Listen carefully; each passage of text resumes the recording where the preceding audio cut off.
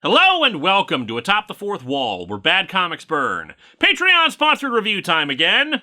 There are things in comics that I do not like. One that may surprise you, one that would not. The latter is writer Garth Ennis, which might be confusing for some of you because if I don't like his work, why have I never spotlighted any of it on the show in over 700 episodes? Well, two reasons. One, back in the day, Garth Ennis fans were rabid, very defensive of his work to people who disliked it. Saw it all the times on forums and live journals and the like. And while it's easy to go after Frank Miller for bigotry that he consequently put into his work, Garth Ennis, as far as I can tell, is a perfectly fine person. At least I'm not currently aware of any awful scandals pertaining to him. No, my problem is the work, and it's really just not my cup of tea. Ennis is the creator of The Boys, Hitman, and Preacher, with critically acclaimed runs on The Punisher, and what we're talking about today, Hellblazer. And he's very similar to Mark Miller in one particular way. He writes over-the-top, disgusting, crass, uber-violent, too edgy for you books full of characters I hate. The Boys especially gets under my skin, and no, I'm not interested in watching the TV show because it tones down the more extreme elements, because the baseline is still there from his book, and I've already shared before my dislike of superhero deconstructions. The one thing people will point to is his issue of Hitman, where the title character hangs out with Superman, which is like one comic in a 61-issue series and all his other work. And even then, it still embraces a bit more of a cynical outlook, even while praising what makes Superman so great and wonderful. Unlike Mark Miller, who was able to pivot his darker, more edgy works into mainstream success in movies, Ennis has only found recent larger success with his projects getting adapted, like the aforementioned The Boys. His stuff is just not for me. It's not what I enjoy reading, and more power to the people who do like it. But strangely, these days I probably have a harder time defending my position on the other thing I'm not fond of, John Constantine. John Constantine's popularity baffles me. It's not that he's a bad character, it's that I don't find him a particularly interesting character. He's just a dude. To me, he is a generic, snarky, cynical, jaded asshole who thinks he's far too good for all the bullcrap in the world he has to put up with. His look is a boilerplate, grizzled detective thing, and I just do not find him compelling enough that he has had so many books and media devoted to him. But then again, my favorite superhero is Danny friggin' Chase, so what the hell do I know? My opinions are useless, is what I'm saying. But popular he remains, and good stories featuring the character abound. Which brings us to Hellblazer, John Constantine's solo series. The character initially premiered in Alan Moore's Swamp Thing book and proved popular enough to have his own spin-off. Initially it was going to be called Hellraiser, but was changed as a certain movie starring a pin-headed demon we've talked about before was going to premiere. We enter this story right along with Garth Ennis, his first mainstream work for American comics, and while this may be a confluence of two things I don't like, I can't deny it's a hell of a strong first outing. So let's dig into Garth Ennis's first Hellblazer storyline, Dangerous Habits, and see just how strong it is. Welcome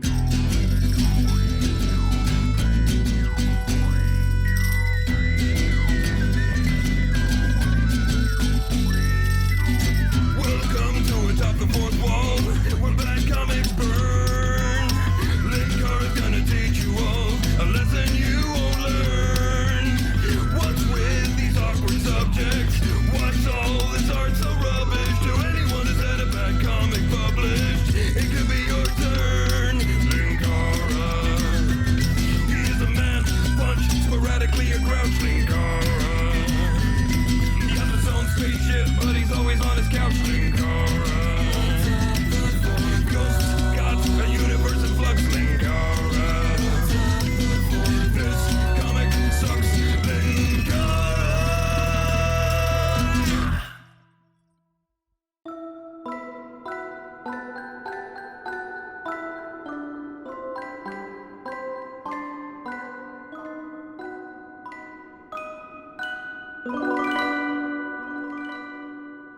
Apologies for a lot of the pronunciations in this one, and the crappy accents while we're at it. I've been informed that John's name is pronounced Constantine, but I might slip into Constantine by accident and not notice. Plus, we're going to be visiting a few locations whose names I'm not familiar with, and will likely get them wrong. Just saying it now, because even over a decade later, I am still haunted by Gloucestershire actually being pronounced Gloucestershire. The English language is stupid. We've got 6 issues to look over today, and honestly, I have nothing to really say about the covers, all being slightly surreal, stylized images of various locales along with a close-up of somebody's face, so let's just get on with it. We open issue 41 with the good Mr. Constantine hanging out in a cafe. Springtime. Everything wakes up and gets on with it. Everything carries on living. All except for me. I'm dying. Mostly because I ordered food 3 hours ago and still nothing. Where's my waiter? I never thought it would be like this. Still, paralytic poison in my coffee. Points for me not seeing that coming. I mean, not for me, not for John Constantine. I'm the one who steps from the shadows, old trench coat and cigarette and arrogance, ready to deal with the madness. My first day working at the daycare was wild. Oh, I've got it all sewn up. I can save you. If it takes the last drop of your blood, I'll drive your demons away. I'll kick them in the bollocks and spit on them when they're down, and then I'll be gone back into the darkness, leaving only a nod and a wink and a wisecrack. Dude, all I said was that the grocery store price hikes were a little extreme. I walk my path alone. Who would want to walk with me? I don't know, maybe if you were played by Keanu Reeves? John is indeed dying, and he's understandably pissed about it. I should die as I lived. Someday I would push it too far, get too clever. The jaws of hell would snap shut, and for once I'd be that little bit too slow. My death would be unique. I tell you, Steve, I never seen someone die from being drowned in gophers before, but first time for everything, I guess. He recalls that he first realized something was wrong the previous week after he threw up a lot in his sink one morning. I just spat a piece of myself into the sink. Hey, my gallbladder! I've been looking for that! He ran through a bunch of mystical possibilities for what could be wrong with him, but the truth was all too normal. He has terminal lung cancer as a result of all the cigarettes he smokes. Few people really think about dying. Paranoids worry about it without really understanding it. Victims of fatal accidents and murder don't have time to think. I was thinking of the immortal words of Socrates, who said, I drank what? You only really think about it if you take the time to, and you only take the time if you know it's going to happen. That's when the thought of death takes up your every waking moment. What else is there to do? In retrospect, I really should have taken up some hobbies. The previous night, he had a nightmare where he died and several people in his life he had gotten killed all gang up to berate and attack him before he woke up. Oh Christ! Holy Jesus Christ! Come on! Where the hell? Oh boy. I can't wait for that to come true! Kill me faster, cancer!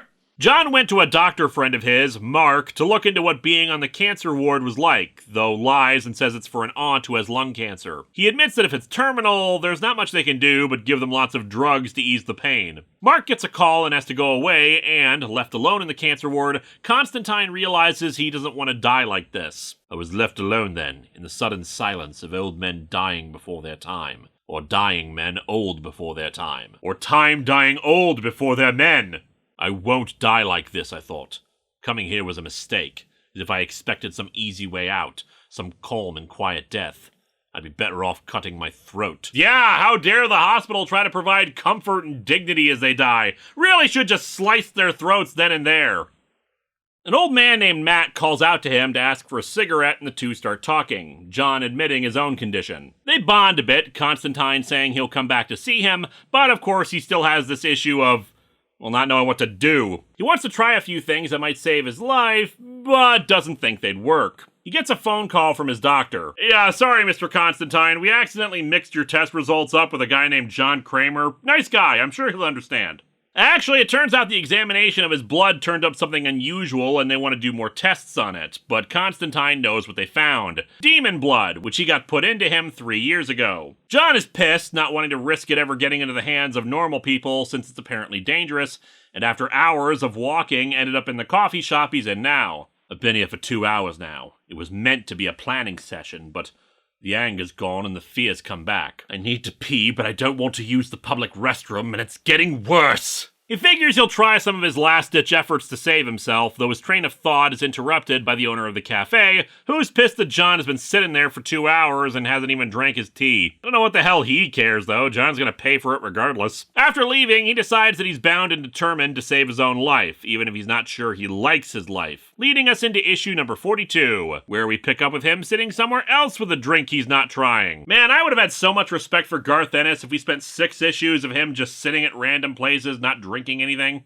But no, in this case, he's actually on a boat, which soon arrives at Dun Laoghaire, Ireland. He's here to see Brendan Finn, an old friend who might be able to help. Brendan's an alcoholic, and they reminisce over some booze and then head down to the wine cellar for more booze. Still, Brendan's not just drinking for drinking's sake, taking a lot of joy in the idea of just spending time with friends and loved ones at the pub over anything else, including magic, which he's given up.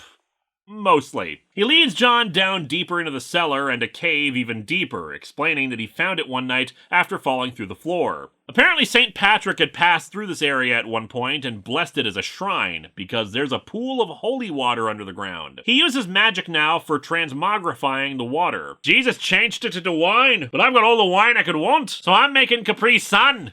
No, he makes beer with it. Apparently the best goddamn beer in existence. Gorgeous as it is, mate, you must be off your head. I mean, magic's not meant for this. You'll get yourself in trouble. So what is magic for, would you tell me? Come on, like, I can just see the devil coming to get me for making magic stout. He would. He actually owns the patent on the process. After several more pints, John finally explains why he's here, hoping Brendan can use his magic to save him. But all Brendan can do is laugh, admitting that he was going to ask the same from John. His liver's dying to the point where he suspects he won't survive the night. With that, the two spend the night drinking and having a good time. Finally, Brendan says he needs to sit down because he's getting tired, clearly about to die. They say their farewells and John prepares to leave, only to be met by a certain figure ready to come in. Hope you guessed his name. Constantine quickly gets to work sobering up. Yes, the devil himself has shown up, and he's here for Brendan's soul, explaining that Brendan made a deal with him long ago. His soul for the power to amass a collection of the finest drink ever tasted. Of course.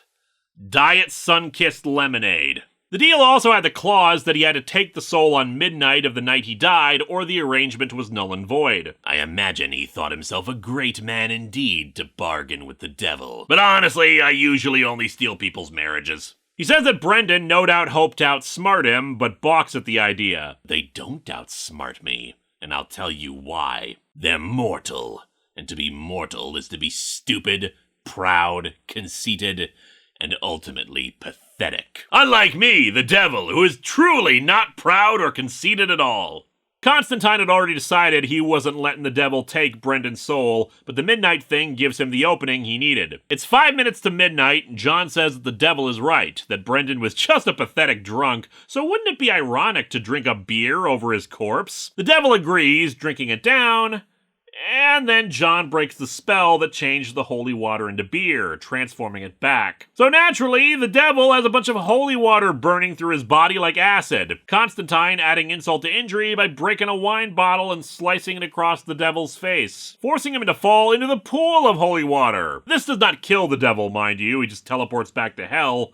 But it does create enough of a stir for the time limit to pass, and thus Brendan's soul doesn't go to the devil. However, John's joy at having literally beaten the devil does not last long, since he remembers that he's gonna die too, and he's destined for hell's loving embrace. So he'd better get serious about saving himself. That brings us to issue 43, where after some more nightmares of what awaits him in hell, John meets with a friend of his, a succubus named Ellie, to look for advice on what to do next. He knows you're dying, John. He's just sitting down there and waiting. When he shows up, he's going to rip your soul to pieces. Very slowly. I mean, he usually doesn't get his hands on the ones he really hates, does he? He was really banking on Mr. Rogers screwing up in his last few years, but you saw how well that went. She tells him Satan, okay, technically he's called the First of the Fallen, but like Mephisto, you can just call him the devil, it's not an inaccurate descriptor, is ready to unleash all his pent-up rage right on John. She does give him a few options, just none of them are good. He could try to repent his sins, though John thinks God wouldn't want him given his track record, try to cure his cancer through normal means, which is out because it's terminal, or try Swamp Thing and see if he can clean out the cancer and regrow all the messed up tissue. Sadly, according to John, not only is he rather busy, the two are not on great terms at the moment. The only remaining option is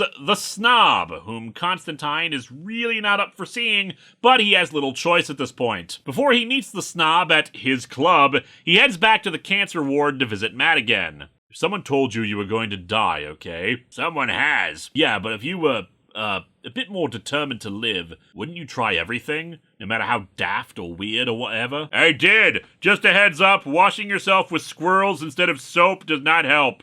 Matt, of course, says he'd try same as Constantine is. John also explains who the snob is. Complete arsehole is who he is. Stuck-up tosser who looks down on everyone. I mean everyone. And then expects them to kiss his arsehole the same. Total bastard. You know, a YouTuber! And thus he heads to the Snobs Club. I hate this place. I hate everyone in it. Stupid relics of a bygone era that have far too much influence on this one. Congress. He uses a bit of magic to get past the doorman. Not really supposed to do things like that, but I'm in no mood to piss about. Screw the rules. But you don't have any money. John soon takes a seat near the snob, and despite their appearance, they're actually much older. Namely because the snob is actually an angel, specifically the Archangel Gabriel. And he is no help at all, saying that he owes Constantine nothing. John wants to know why he's going through all this. You are dying of lung cancer because you have been smoking 30 cigarettes a day since you were 17 years old. And you are going to hell because of the evil you have done. Mostly wearing socks with sandals. It's like the 11th commandment. John does not take any of this well, but there's really nothing Gabriel can do. According to him, there's more evil in his life than good. Oh, I see. There's some twat sitting somewhere with a pair of scales, is there? Measuring up good and evil in ounces. No, John. According to the good place, it's actually a full accounting office keeping track of points. For example, a couple in Osaka, Japan just decided to have a destination wedding. Negative 1,200 points. John rants at him about how heaven sees the universe in black and white and consequently doesn't understand humanity, making up rules for them to follow despite that fact. Gabriel makes it clear Constantine's going to hell, but our protagonist says that the angel might not be far behind, since the person he was talking to before he arrived was a member of the National Front, a far-right fascist group, something that Gabriel seems genuinely shocked by. You would think he would know who he was talking to ahead of time. Anyway, John heads to a bar to try to think of another option. 3 hours later, he finally comes up with something. I'm running about the place looking for help from other people, but I usually rely on myself, don't I? Okay, me. Cure cancer! Actually, he realizes something as the issue ends. Hell isn't what's laid claim to his soul. Hell's just a place. It's the devil who's got a claim on him, and that gives him an idea, leading us into issue number 44. After visiting his dad's grave, we see that he's staying with his sister, Cheryl, and hasn't told her about his impending cancer death yet. He informs her that sadly his niece, Gemma, is going to have to cope without an uncle. This has something to do with what you do, hasn't it? I never really thought about it before, but that must be it. I remember when you were growing up and all those weird books you had, full of stuff about these things. Listen, Cheryl, Twilight wasn't as bad as people made it out to be. People just hate on things that teenage girls like. True enough on that last point, John, but no, they were still very, very bad. She doesn't want to know the details, and John thinks that's for the best. He says that magic is bullcrap, and what actually matters is people living their lives away from all that. Giving her a hug and telling her to take care of Gemma. Okay, I've been hiding behind snark and jokes this whole time, but there's no way around it. Dangerous Habits is really, really good. Probably the best thing of Garth Ennis's work I've ever read, and I think it comes down to restraint and relatability. The worst Garth Ennis material is always the stuff where he has little to no oversight, where he just lets his worst impulses as a writer roam free, so you have people acting awful and being awful, and yet we're still supposed to care about them and about the story involving them. The good guys are only barely indistinguishable from the bad, and it's an utter slog of misery and people I dislike. I may not care for John Constantine as a character, but this story has been the height of relatability because despite the devil, despite the angel, despite the succubus and the talk of hell and the supernatural otherworldly elements, the story is about a guy trying to deal with the fact that he's dying and he doesn't want to face what could await him afterwards. It's him reconnecting with friends and sharing human joy with them. It's about seeing his sister and telling her that her normal life is what's important in the world. It's about one man dying of cancer meeting another guy dying of cancer and the two bonding over their own shared snark and circumstances. It's about screaming at God about how unfair life is when you're trying to do good, but bad things keep happening. It wouldn't shock me if moments like this exist in the work of his that I hate, but those moments of humanity tend to get drowned out when the rest of the work is all about, say, what sort of edgy, depraved, horrible things can I have happen now? Back in London, John is picked up by a friend of his, Chas Chandler, and they get into an argument since apparently John has been exploiting Chas for a long time. He was a long-running character in the book all the way back from the first issue, and he's fallen on hard times. Still, when he leaves his car, John leaves him a note and a crap ton of money, only saying that they won't see each other again, and he wants to square away all his debts and to leave his friends. John has been getting steadily worse during his journey, and once he reaches home, he knows one thing. He's gonna die that night. He makes a final visit to Matt and then sets about his plan. Gathering together his magic supplies, he creates some protection sigils, a chalk pentagram, and then summons the second of the three. John Constantine. One day we would meet, this I knew. Your reputation precedes you. Is it true that you can fit like 50 cigarettes inside your mouth all at once? I'm a demon from hell, and even I find that impressive. He makes an offer to the being that we're not privy to yet, which it agrees to. He waits a little bit before the next part of his plan. Can you see me now, all you friends I've lost and betrayed? Do you wish me well then, or are you praying I'll be with you soon? Not really. They're happy you're going, but all the good torture is reserved for higher-ranking demons. It's all office politics down there. He wipes the floor clean and does the ritual again, this time summoning the third of the three. This one's a shape changer. I mean, they all are, but this one enjoys it. Got quite an imagination, too. I fight back nausea as we talk and bargain and deal. Oh god, why are your nipples little Jake and Logan Paul faces? The third agrees to the deal. It's beginning to get a bit much. This was something I shouldn't have looked at as closely as I did. How is it peeing Andrew Tate out of itself? Death is coming quickly for him, so he has his last drink, a salvaged bottle of whiskey from Brendan's stash, drinking to friends and loved ones, and finally himself. His final act, that I am censoring here both because of YouTube and for the sake of a content warning, self-harm, is to take a razor blade and slice his own wrist, speeding up the dying part. The devil arrives. Suicide, Constantine? Not seeing it through to the bitter end? Well, I already finished the bottle, and in 5 minutes I'm gonna need to use the bathroom, so... Look at me, Constantine. Look at my garb. I bring you damnation. Wait, what the hell is that? Huh? Oh, sorry. This is one of Linkara's t-shirts you can purchase from Shark Robot or Teespring. I forgot to change before coming up here. Give me a minute. But yeah, here he is. And Johnny ain't gonna get out of this with a fiddling contest as we enter issue 45. The two taunt each other for a minute, but then Constantine notes that the room is getting a little dark, like the shadowy figure that has arrived. You trespass! Trespass indeed. Right is the accusation, wrong the accused.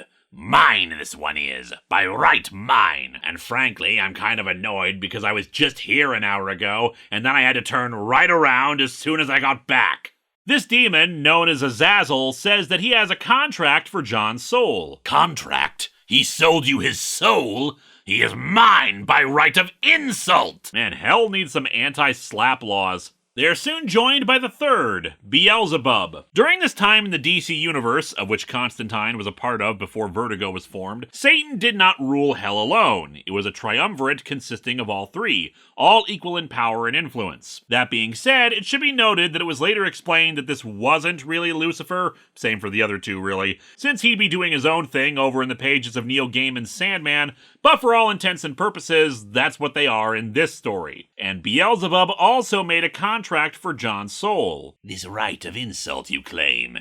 He has dealt you an insult? What has he done? It need not concern you. Oh my god, did he pull a stingy Jack on you? What did he have you turn into before placing you next to a crucifix? Constantine explains what he did, and the two other demons laugh about it. Did he invite you to a church, and did you go willingly, thinking it a shrine to yourself, not yet desecrated? He said, try a glass of this. It only looks like holy water, but in reality it was Sprite. John points out that they're not really in a position to laugh. Both were so quick to try to get their hands on John Constantine's soul when it was so freely offered that they didn't bother to check if his soul was already owed to anyone else. The three start arguing and making threats against each other, but John points out that they have to claim him. Even Satan's right of insult is a valid claim by the laws that govern them. Personally, it seems like the contracts should be null and void except for Satan's then, because it could be argued it wasn't John's to offer.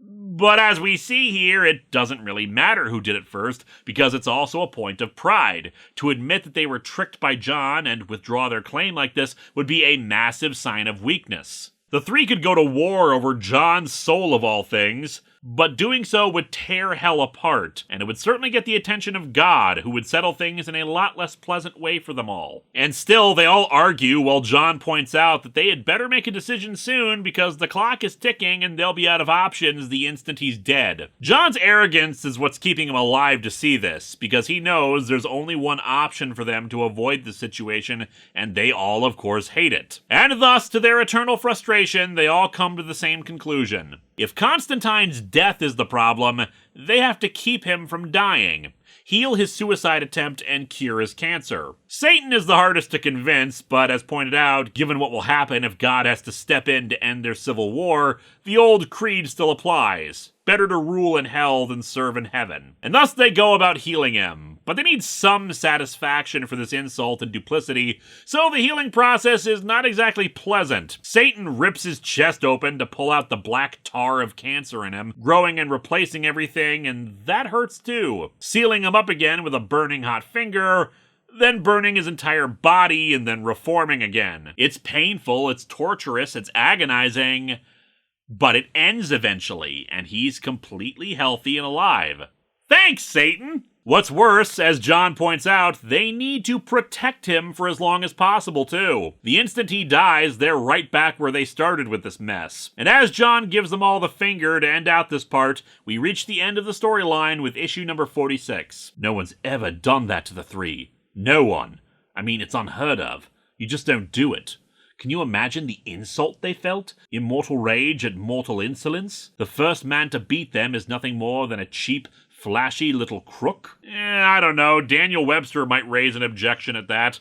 John's not actually feeling that good about this, claiming that he was prepared to let hell rip itself apart and thus heaven would win the war with evil and everyone would be enslaved to heaven, which... I don't know about that. Admittedly, in both DC and Vertigo, the forces of heaven have done some shady stuff, but I still think there's a bit of a difference there between the angels and the demons. Fortunately, after a 2-day binging session, he's sober and thinking clearly and now has more proper concerns. Yes, he tricked them, but they won't be protecting him the way he rationalized to them. Sure, they might intercede at some point, but they're also going to be working to undermine him. They're devils, after all. Scheming and lying and tricking is their entire thing. So they're going to find some loophole, some way of getting his soul for themselves and pay back the insult he inflicted. On the other hand, though, he is still alive, and I would argue by that same token, you have just as long to figure out a way to trick them again. As I referenced earlier with the folklore of the jack-o'-lantern, Stingy Jack tricked the devil twice. He runs into Kit, the estranged girlfriend of Brendan, and they give a toast to him now that he's gone. He also runs into Chas, who's briefly mad at him because he thought from the letter that Constantine was dying, but he gets over it pretty quick. He also realizes, oh crap, I have to call a bunch of people like my sister and tell them I'm not dying anymore. But he especially remembers Matt, who was pretty much at death's door already too, and decides to go see him. The two have a heart-to-heart, especially after Matt sees Kit. Matt tells Constantine that friends are most important.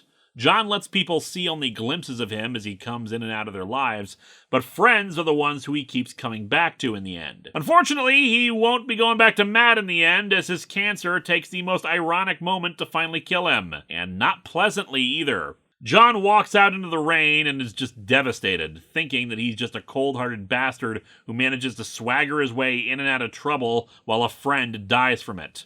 I didn't kill Matt, but I escaped when I shouldn't have. I cheated. I laughed in the face of the devil, when all that other people can do is succumb. Garth Ennis in 2014 said that he grew to hate Constantine, that he found him morally repulsive because of him using up his friends and then saying they were doomed anyway, but I don't see that version in the story. I see a guy suffering from survivor's guilt.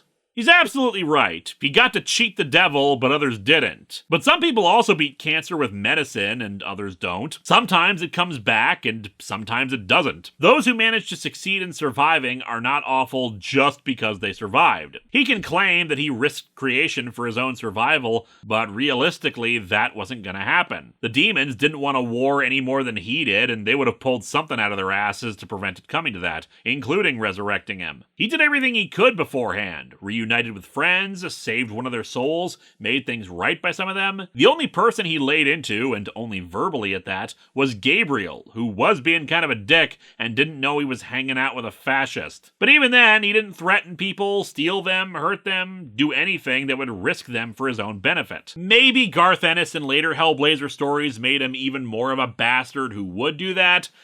I don't know, but that was his choice to write him like that. If he's an asshole, it's because you made him one. Also, I find that quote I mentioned earlier baffling given the rest of his bibliography. Kit reunites with John, who says she should leave before he ends up hurting her too, but she just replies that she'll take her chances with him. And so our comic ends with some lyrics from the song Rainy Night in Soho. We watched our friends grow up together, and we watched them as they fell. Some of them fell into heaven, some of them fell into hell. And then some of them stayed on Earth because they knew how to trick demons.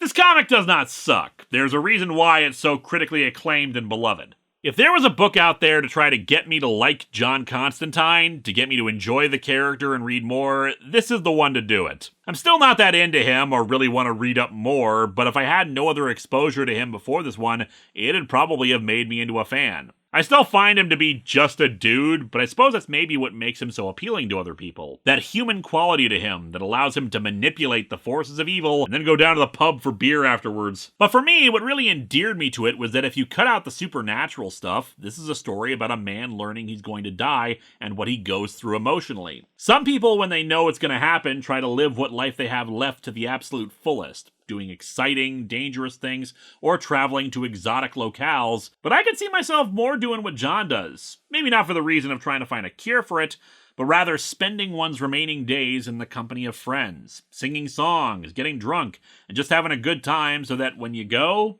with a smile and with warmth. Next time, we go to the complete opposite side of the quality spectrum, though, because it's time for more Youngblood Strike File.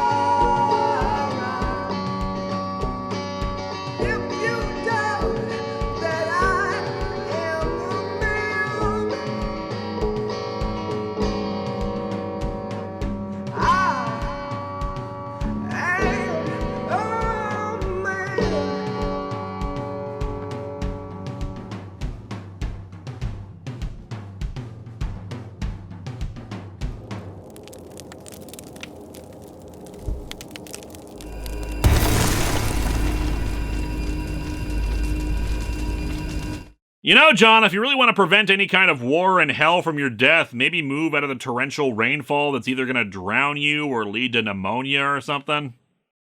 Hello, my friends. Please take a moment to like this video, subscribe to the channel, and click the bell for notifications on new video releases. If you'd like to support future videos, you can check out my Patreon or purchase a t-shirt via Teespring or Shark Robot. Thanks for watching!